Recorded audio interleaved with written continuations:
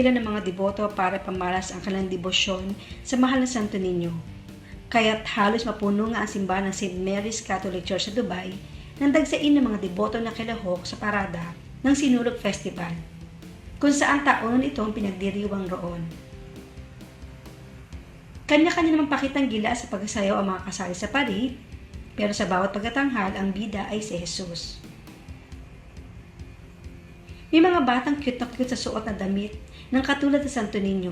May kulay pula, may kulay berde, at iba't ibang disenyo ng saklob sa ulo.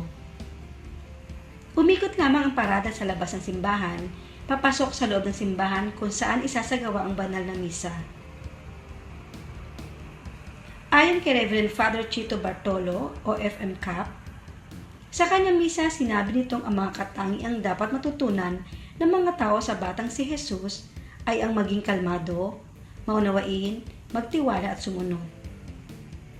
Ito ang ginawa ni Jesus kaya't lahat ng tagubilin ng kanyang ama ay nasunod. Bilang Kristiyano, nararapat lamang na taglayin ang itong katangian para makasunod sa pinag-uutos ng Diyos Ama.